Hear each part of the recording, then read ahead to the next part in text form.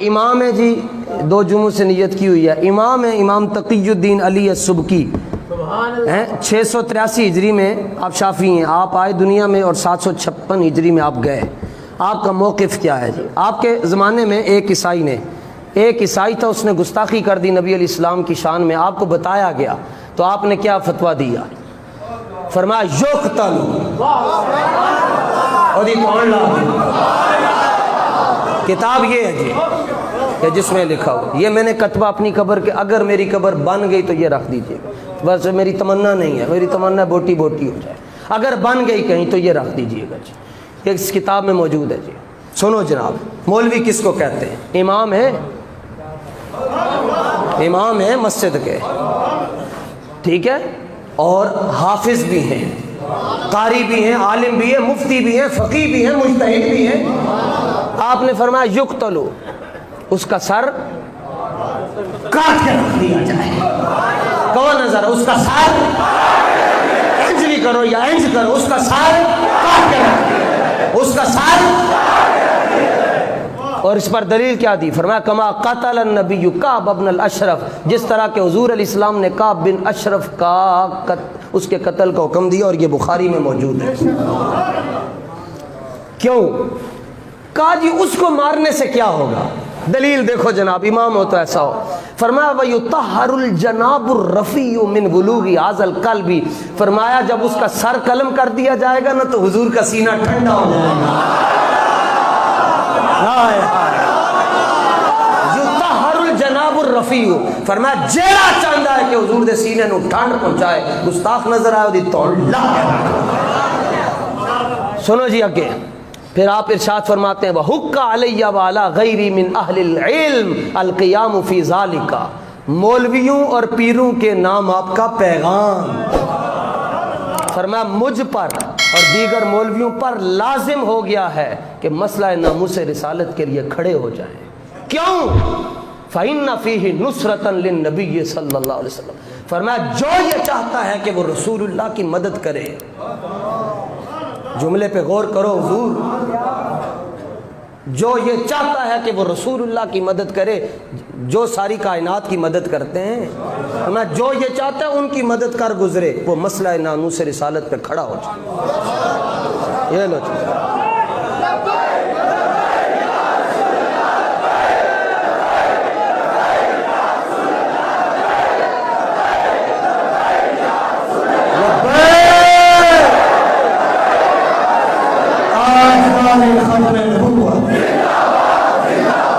لو جناب، فرمایا اور لوگوں کے لیے اس مسئلے کی اساسیت کو واضح کریں، کیونکہ اس میں جانے جانا کی مدد ہے، اور جو جانے جانا کی صلی اللہ علیہ وسلم کی مدد کرنا چاہتا ہے وہ مسئلہ ناموس رسالت کے دفاع کے لیے کھڑا ہو جائے۔ اللہ اکبر۔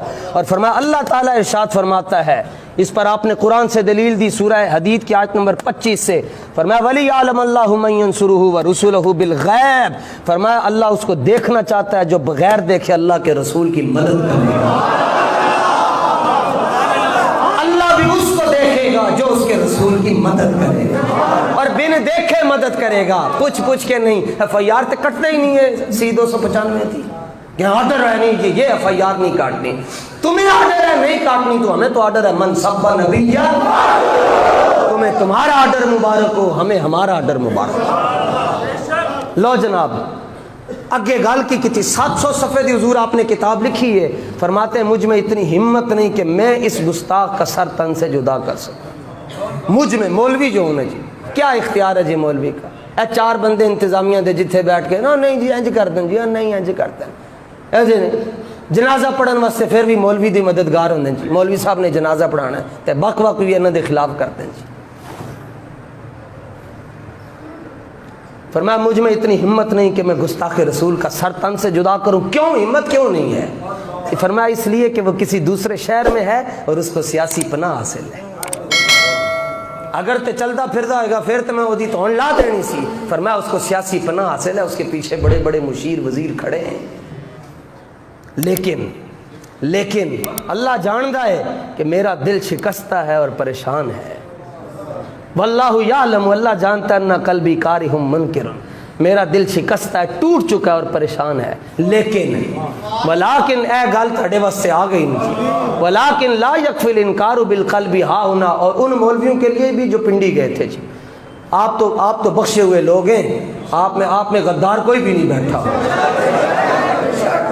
فرمایا یاد رکھے, ہر بندہ یاد رکھے کہ ناموس رسالت کے مسئلے میں صرف دل سے برا جاننا کافی نہیں ہے.